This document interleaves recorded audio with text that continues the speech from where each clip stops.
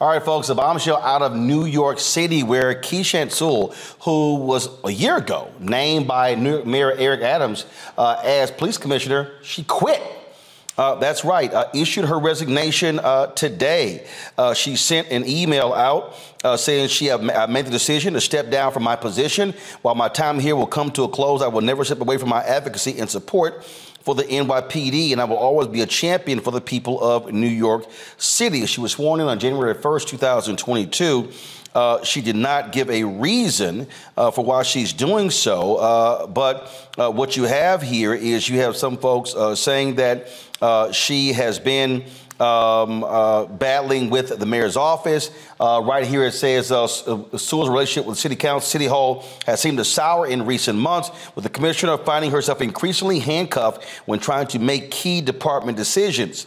This is what the New York Post reported on Sunday. What you also find is you also have had a situation where you had a higher up who was involved in a particular case of an officer who was arrested, and he ordered that report to be axed. And so it's also the drama here. I'll say this here, Renita, if somebody resigns 15, 18 months into their tenure, something else is going on here, not just, I want to go spend more time with my family.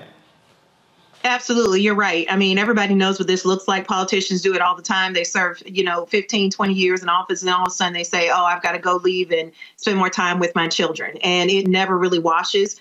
To your point, the things that you listed that were stated publicly as to why the police chief is leaving really just don't wash. And I think that there is a lot more to this story, and I think that we are going to see a lot more with this story in the coming months. There is another story here.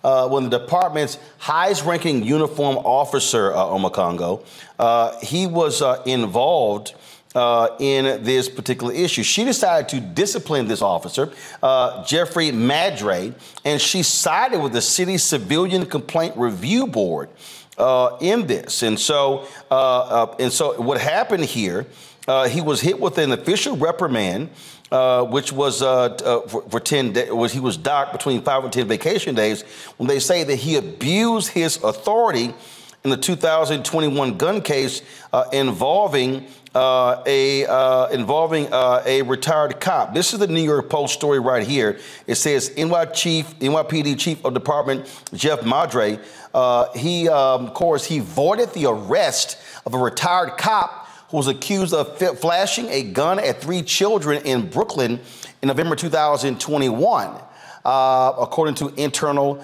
affairs sources. Now, the Civilian Complaint Review Board had recommended that Sewell hit Madre with the command be disciplined over the incident.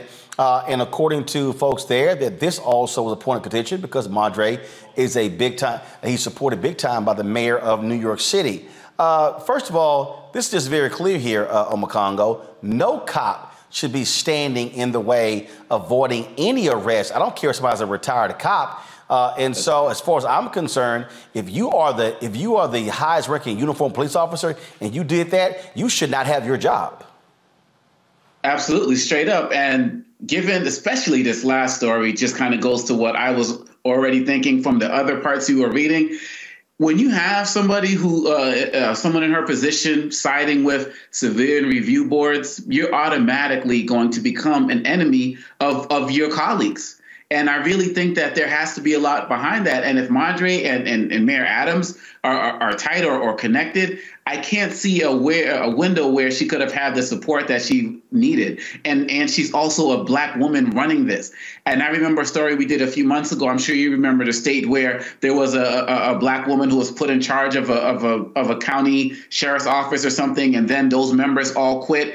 I believe that law enforcement in particular is where you're going to find the most types of people who have issues with a Black female leader being in a position of leadership. It doesn't doesn't seem like she got the support which she had that she needed. And when you talk about this last situation where this cop, what they said, flashed a gun or something in front of children and the like, she sounds to me like somebody who was out there representing the community. And if this is indeed the case, and if it's indeed the case that Mayor Adams didn't have her back for situations like this, then shame on him. And I really hope that she speaks out, because we know that people are going to circle the wagons as it relates to tarnishing her reputation about why she left. And so I hope that she comes out and let us know, because if situations like this are the case, she needs to know that there are more of us out there who are going to be speaking up in her defense and having her back, including people in New York. Well, you look at this case here, Julian, this Madre, African-American as well.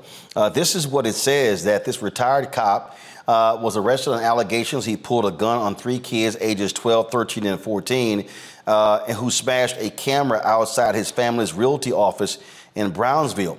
Now, this is what's crazy. Madre, who knew Forrester from his time as the 73rd Precinct Commander, overruled the arresting sergeant on November 21st, 2021, personally showing up at the station house late that night and ordering that the charges against the ex-cop be voided. That absurd. Sounds like an abuse of authority. It's absolutely abuse of authority, and it's even more than that. I mean, for someone to wave a gun in front of children, 13, 14, these are children. Why do you have a gun? They smash a camera. They said it was an accident. Worst case scenario, make their parents pay for the camera. Make them pay for the camera. But you don't go around flashing a gun. But then beyond that, you've got a hookup inside the police department. So your boy goes down and says, dismiss the charges, and they do. That's more than abuse of power. That's ridiculous. But I think the third thing, obviously, the police chief, Chief Sewell, basically sided with the citizen's complaint, sided with the arresting officer. And, you know, as we all know about the police, it's a thin blue line, it's silence, circle the wagons, everybody's loyal, don't say anything bad about anybody, even when they shoot somebody, don't say anything bad. And so I think that because she sided with Wright, she got to be placed in the wrong by Mayor Adams. I'm disappointed in him, but then again, I'm not. The other thing is that police departments are sources of toxic masculinity, simply toxic masculinity. And from that perspective, have a black woman in charge was probably rankling many of them anyway. And then, and although I'm told that she did a good job, and I looked up a few things, she seemed to have been, she had pushback when she first came in, then she seemed to settle in. But who knows how many of these kind of instances took place. And the mayor, being a former police officer himself, could have taken a better role.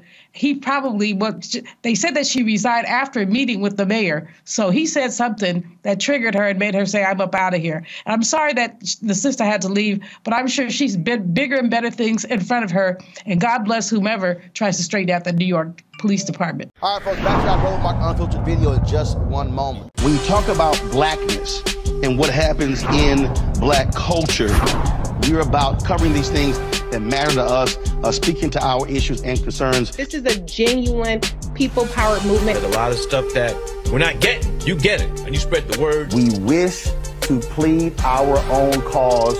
Too long have others spoken for us. We cannot tell our own story if we can't pay for it. This is about covering us. Invest in black-owned media. Your dollars matter. We don't have to keep asking them to cover our stuff. So please support us in what we do, folks. We want to hit 2,000 people, $50 this month, raise $100,000. We're behind 100,000, so we want to hit that. Y'all money makes this possible. Check some money orders. Go to P.O. Box 57196, Washington, D.C. 20037-0196. The Cash App is $RM Unfiltered. PayPal is R Martin Unfiltered. Venmo is RM Unfiltered. Zelle is Roland at RolandSMartin.com.